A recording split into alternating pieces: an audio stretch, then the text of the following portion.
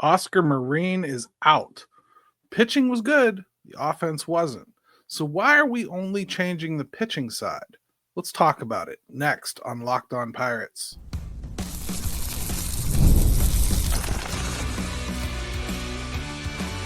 You are Locked On Pirates, your daily Pittsburgh Pirates podcast, part of the Locked On Podcast Network, your team every day. Welcome to Locked On Pirates, your daily podcast covering all things Pittsburgh baseball. I'm your host, Gary Morgan, and today we're diving into the first wave of coaching changes under Don Kelly.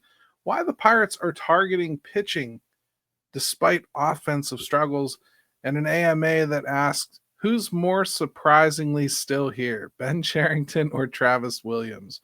Before we get into all that, today's episode is brought to you by Gametime. Download the Gametime app, create an account, and use code LOCKEDONMLB for $20 off your first purchase.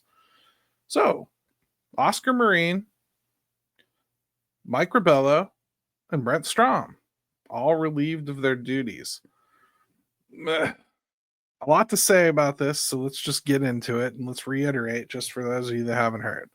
The Pirates are not retaining pitching coach Oscar Marin, third base coach Mike Rabelo, and assistant pitching coach Brent Strom.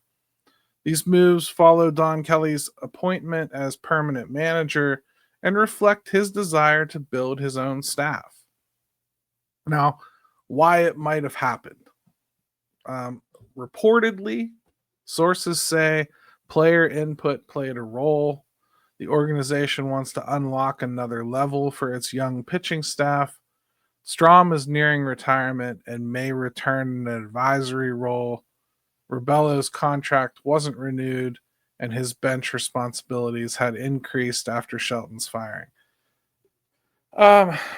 Okay, so that's what has been reported by, I believe it was Danilo at the Post-Gazette for the most part. Now, I've heard also, and just logic would tell you, the Pirates didn't make a decision like this without at least talking to Paul Skeens and Mitch Keller and guys like that. I know this to be true. It's been reported that it's true. It's not been reported specifically who they spoke to on the pitching staff, but let me just go ahead and lay that one to rest. Paul Skeens has been spoken to about this. In fact, Paul Skeens probably had a decent amount to do with it. The other thing I heard that I thought was kind of curious, and this was based on me talking to some of the people I talked to. Interesting that a story was brought up to me, and I'm going to kind of step into this one carefully, if only because, first, I haven't had it confirmed. I do know the story to be true. I heard it reported on the actual broadcast of a game, so I know that the incident actually happened, but I don't know that it has anything to do with this situation. I just found it odd that it got brought up to me when I was basically saying, why?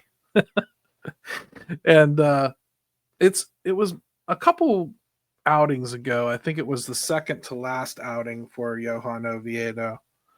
He gave up 4 runs in the first inning, and then he turned everything around and figured it out. Well, apparently in the dugout, Mitch Keller pointed out to Johan that he was tipping pitches. And it's not the first time that somebody in the dugout that pitches instead of supervises pitching has been the person to point out pitch tipping. In fact, looking back on it and through conversations, I know the organization blames pitch tipping and not recognizing that it was going on as the primary reason that David Bednar struggled so damn much. So I'm not saying that that's 100% why, but it could be at least a function of it. You know, maybe they feel like their pitching coach needs to be picking up on that stuff as opposed to other pitchers, right? The pitching performance under Marin, though, I honest to God don't think that you can denigrate it. His tenure began in December of 2019. He's a first-time top of the food chain pitching coach here. He was brought here on his reputation for what he could do with analytics, and his ERAs throughout the years. 2020 it was 4.68. It got worse in 2021, 5.08. And then it has slowly decreased ever since. 2022, it was 466. 2023, 427. 2024, 401. And then finally here in 2025, he gets it down to 376. Now, his pitching has increased, obviously, as the year has gone on. As the years have gone on, he's gotten better pitchers in his fold. But it's a little bit surprising given the results. I mean, the Pirates had the 7th best ERA in Major League Baseball, the 3rd best in the National League in 2025. But with a 71-91 record, it's hard to complain too much about any change. It's just, you would think, like, if you're going to make changes to the pitching side, you would have made pretty sweeping changes to the offense already, which has been, by anyone's account, struggling way more, right? Marin may have hit his ceiling, is one way of looking at it. This may be the best that they think he can get, or maybe he was better when they were trying to just ramshackle rotations together, but now that they've got all these young kids, maybe they think they need somebody that can reach those young kids just a little bit better. The development of Skeens, Ashcraft, Burrows, and Chandler under Marin and Strom was real, but the organization wants to see a little bit more. And I've also heard some rumblings that there are some within the organization, and many of them are people who actually throw baseballs for a living. They would like the shackles taken off of them a little bit, as far as being able to go a little deeper into games, control their own destiny a little bit more. I can tell you that Mitch Keller feels that he was pulled out of more than a few games in which he could have hung around another inning or two and potentially gotten himself a win, especially when he was going through that 0-10 start. He definitely felt like he was pitching better than that. And I know it was a request of his that he get left in a little bit longer. First of all, his reputation is being an innings eater, so he wanted that for a couple reasons. One, it's probably his biggest value. Second, he just felt like he was shortchanging himself opportunities to get wins by turning it over to a bullpen that at the time was pretty damn shaky. And I can tell you Paul Skeens felt that way too, quietly. I mean, he understood some of the restrictions that were put on him, but I think when he came to the team and told them that he wanted to try to approach 220 or 240 innings this year, I think there was a healthy dose of that's nice, buddy, but that's not going to happen. And I think Paul wanted to at least feel like, sure, if you think you can hit it and everything's holding up, why not? I think it might just be that simple. There's just a difference of philosophy there. And the only kink I can really put in this whole thing, with this being Donnie Kelly making, changes and getting his staff in place and whatnot, is he was legitimately super tight with Mike Rabelo. So that kind of makes me feel like potentially this didn't necessarily all come from Don Kelly. Either way, it's definitely confusing, and that's pretty much what segment 2 is going to be about. Like, the pitching has not been the issue, so why did we focus on that first instead of the hitting? And are we going to address the hitting? Let's take a break and come back and talk about it. There's nothing like catching a baseball game live. The energy, the crowd, the chance to see your team in person. But actually getting tickets, that's the tough part. Queues, login screens, surprise fees. It takes all the fun out of it. That's why I use Gametime, the app that gives you the advantage back to fans. Gametime is fast, easy, and backed by a Gametime guarantee. You'll always get 100% authentic tickets delivered on time and at the best price. Plus, All fees are included, so the price you see is the price you pay. The app makes it super simple. You can even see the exact view from the seat before you buy it. And I already mentioned it, but it's super important. Know your total upfront. The fees are included with no surprise fees at checkout. Download Gametime app, create an account, and use code LOCKEDONMLB for $20 off your first purchase. Terms apply. Again, that's promo code LOCKEDONMLB for $20 off. Swipe, tap, ticket, go. Download Gametime today.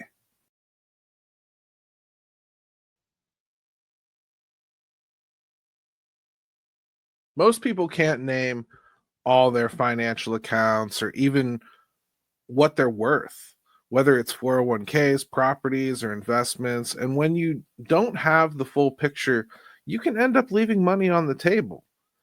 That's why there's Monarch Money.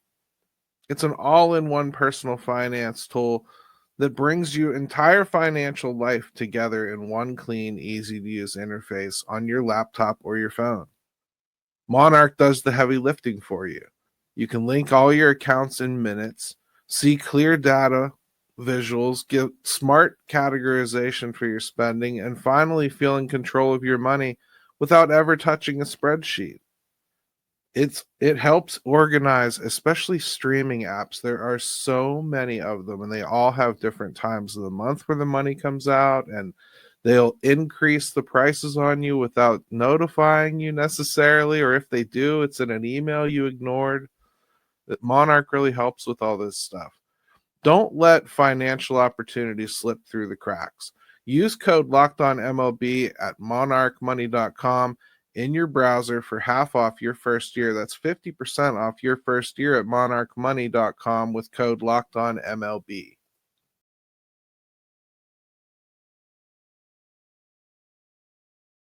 Hey, welcome back to Locked On Pirates. Make sure you smash that subscribe and the like button. I appreciate it very much, especially you everydayers who continue to stick with me on the Buccos show that is taking place after the season ended. I appreciate it. You guys are diehards, and you can't be replaced. The Pirates are making major changes to the pitching side while leaving the offensive side untouched for now. And that might be the most important part of this. It's for now. I don't know that we can say they're done just because they made a few moves already. Doesn't mean that they've made all of them. In fact, they could have been very well looking at the pitching side of things first before they decided to turn their attention to the hitting side of things. But I would say there's some indications that there are certain guys who are safe. Like, I think Turek Brock is probably safe. He's the outfield coach and the first base coach, and he's in charge of the running game and all the offense. The only reason I say he's safe is because the team-owned podcast with Stephen Brault and Fort McHenry had him as a guest yesterday on their show. Or I guess today it dropped, but I'm just going to tell you, they're not recording that if they don't know that he's safe. Like, they're just not. And I know you think that maybe there's a way that they booked him and somebody they want to talk to. He's just a baseball guy. Sure, it is. All that's true. But it's a very high likelihood that somebody in the organization told them, yeah, he's safe. Why don't you pick him, interview him first? That's my take on it anyway. The offense was a way bigger problem, though, right? The team ranked near the bottom in runs scored, on base percentage, slugging, everything. Home runs, we know.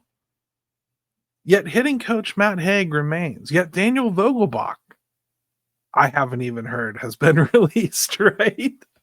No concrete decisions have been made on that front. Could this be like a phased approach? Are they waiting to see how Haig fits into Kelly's vision? Or did they work so closely together throughout the season that, he more than made his decisions on that? He has been more intimately involved with the offensive side of things, before becoming the manager. So perhaps he's just more comfortable with the offensive side of things, and he already felt like he had his arms around that and a good direction to move. It could be that simple. I question somebody like Tarek Brock being safe. I don't think that I saw an awful lot of improvement in the outfield play. Like Tommy Pham was being Tommy Pham because Tommy Pham's always been Tommy Pham. That's how he plays the outfield. He's a good outfielder. There's really no two ways about it. O'Neal Cruz, most errors in the game. Now, he was moving positions, but I mean, if we're like nailed on, like we're moving on from these pitching coaches, but we're keeping Tarek Brock, well, that's what he oversaw the entire tenure that he's been in Pittsburgh. Which outfielder would you say has taken a gigantic leap towards becoming a terrific outfielder? I'll wait. I won't wait long because it would be 20 more minutes of dead air. You don't have an answer because you were either a good outfielder when you got here or it was a struggle. And it's been a struggle with everybody they've tried to transfer out to the outfield that wasn't a naturally gifted fielder. I haven't seen them teach it up. I'm still hearing that Nick York can't play the outfield, right? They barely want to put him in the corner outfields just to get his bat in the lineup. So, here they look like they're prepared to cede second base to him and move Nick Gonzalez somewhere else just because they won't even try him in the I want a guy coaching my outfield that can kind of turn an athlete into an outfielder a little bit. You have to be able to do it. You certainly can't have all these bats and just go, well, I guess 4 of the real good ones are going to have to sit because they're all DHs. I mean, at some point, you got to be able to put something into that, right? I wonder what's going on with the hitting side of things. Maybe it's just an admission from the team that they have way more talent on the pitching side. The coaching matters way more on the pitching side. And they believe so much in the pitching that they've brought in that they think it can do better than it has. I have no problem with reaching higher. I don't. But I do if you're only doing it from one side. It'd be like going to the gym every day and working your legs and nothing else. Eventually you'd start to look pretty lopsided, right? You're certainly not going to be successful at building your body up if you only focus on one portion of it. I would think the team would be the same way. I'd be very concerned about the offensive side of things. I'd be thinking who's the Brent Strom I can bring in for the offense? Who's that specialist? Who's that hitting guru that's going to come in here and revolutionize the way we're doing things? That's the kind of questions I'd like to see. I'd like to see somebody address it at least. I don't think you can get away with the numbers they put on paper. And not just in 2025. I'm talking really the entire time Ben Cherington's been here. I don't think you can look at the offensive numbers they've produced side by side with the pitching numbers they've produced and come out with a very clear understanding of why they would go in the house cleaning direction with pitching here as we enter the offseason preceding 2026 and leave the hitting completely alone. That doesn't make any sense. I don't think it's supposed to, and it damn well better not be my job to make it make sense. I need somebody to come out and really explain these moves. In fact, to move on from somebody that is as tenured as Oscar Marin, it's kind of odd to not have a press conference for that. It would typically deserve one, I would think. At least a good statement. I haven't even gotten a good team statement about it yet. That sort of thing has to come. It also is sort of why I'm hesitant to just stamp that they're done and they're not going to do anything to the hitting side because, again, it would seem that it would be insane to not get a team statement, a detailed team statement about moving on from some things like this. And the logic can't be missed here. You cannot avoid that statement I made earlier. The hitting has been good, bad. The pitching has been good. How can you justify making a ton of changes to the good and not the bad, right? So maybe this is as simple as we all need to just put our patience hats on, and those changes are going to come, and we'll have a lot more clarity. Maybe it is a house cleaning for Don Kelly. Maybe it is as simple as Matt Haig is doing the best he can with inferior players, and everyone involved recognizes the inferior player aspect of this sort of thing. It could be that simple. We're going to have to wait to find out about this one, though, because frankly, I can't make a lot of sense of it. And just if you want to talk about poor batting averages, well, this team has a terrible batting average on explaining things that don't make a lot of sense. They tend to still not make a lot of sense when they're done. I'm certainly not going to guess any further than I already have about the motivations here. I can do that, but I can do it without ignoring the hitting side of things, where I've gotten just as much feedback about things that need to change on that side of the ball as I have about pitching ever. I'm not going to tell you that nobody has complained about Oscar Marin throughout the time that I've been covering the Pirates. I've heard it. I've talked about it. There are certain pitchers that just did not respond to him. There are certain pitchers who swear by him.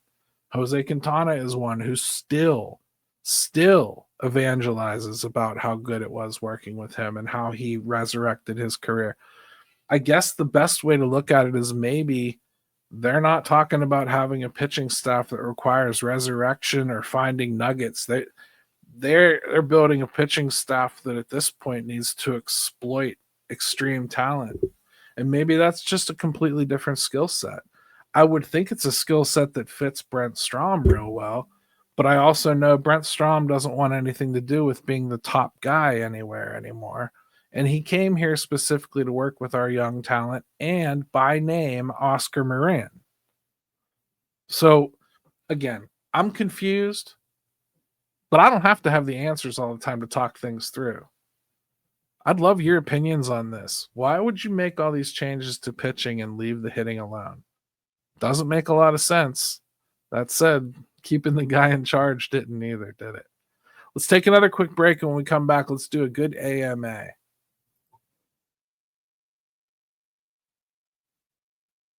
The NFL season is almost here, and FanDuel is making sure you're ready for kickoff with a can't-miss offer.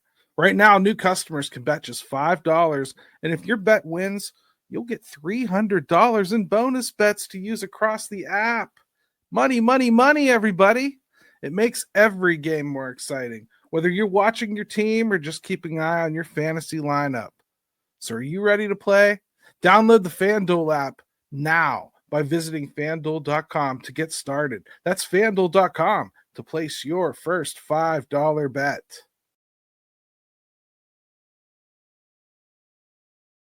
Hey, welcome back to Locked On Pirates. All right, another great AMA. You guys, honestly, maybe you guys should coach the hitting because your AMAs are about hitting 1,000%. Who's more surprisingly still here, GMBC or Travis Williams? I'm going to be honest, I thought about this one quite a bit before I recorded this segment.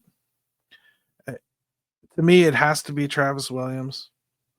The Bricks debacle, I think he probably took a lot of unnecessary flack for the Clemente sign. That was more of a misunderstanding than anything. His role is more public facing, and those optics matter, I think, especially when you're struggling like hell to get your message out there and communicate it. Ben Cherington, he can point to pitching success. He really can. He's got the COVID development gap that he can talk to as far as like why it was slower than normal. But I can't honestly say which one surprises me way more. I kind of thought they were a package deal. Travis Williams, though, to me, just I haven't understood what he's done really since he came here. His reputation was great. He comes from a winning organization in this city that knows what it took. Now, maybe he's beating his head against the wall with all these great ideas he wants to try to institute, and he's just getting told no.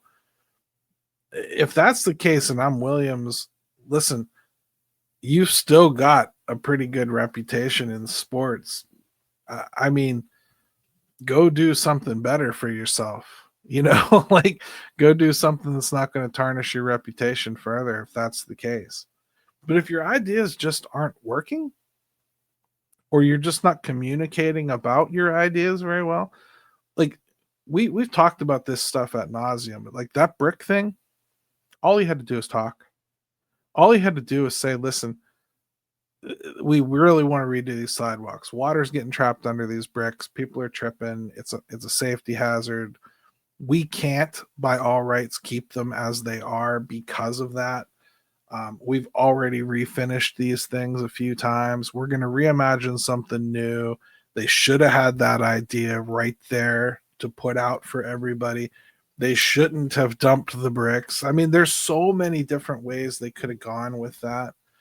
The Clemente thing is a little different. That was advertising space for the longest time. And then they couldn't sell advertising space a couple years ago, and they popped up the Clemente logo because why not? And because everything else they've done and touched starts to feel and look and smell like poo, well, people jumped on that too. And then they blamed the advertiser, and they're not happy about being wrapped up into some kind of a PR nightmare. But again, here's communication. A reporter had to dig in and find out that used to be advertising space. A reporter had to dig in and ask if the advertiser had any clue which space they were buying. No. A reporter had to dig in and find out if this was considered sellable space the last 2 years and just hadn't been sold. A reporter figured all that out.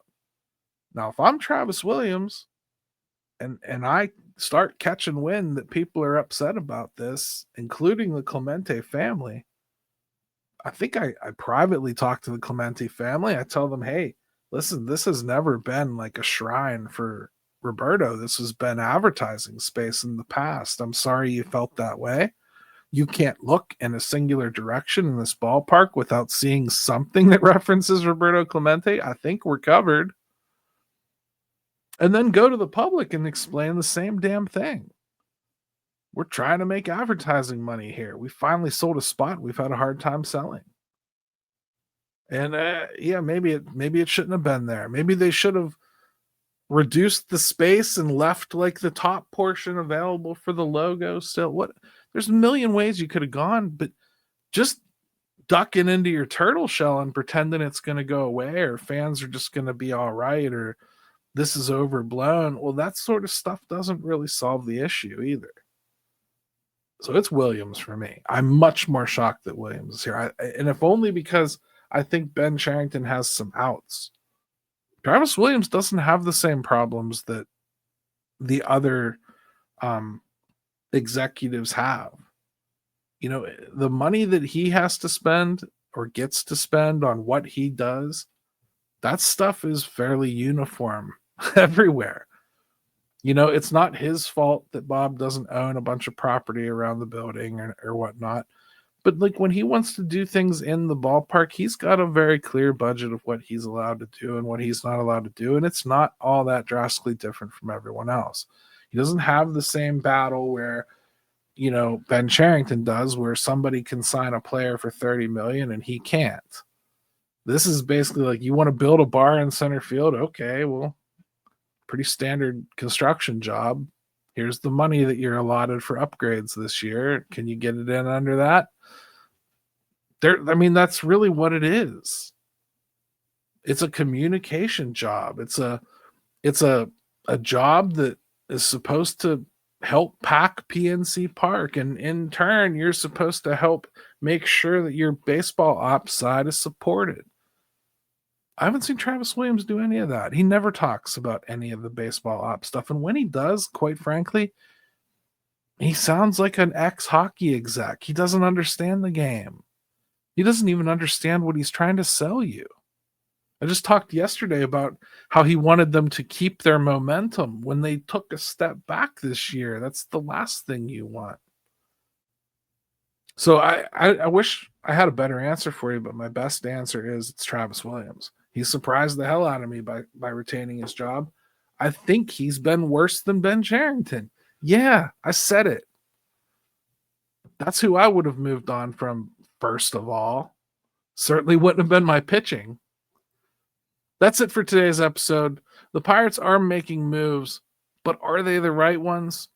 We'll keep tracking every change as Don Kelly builds his staff and the front office decides what's next. Let's go, Bucks.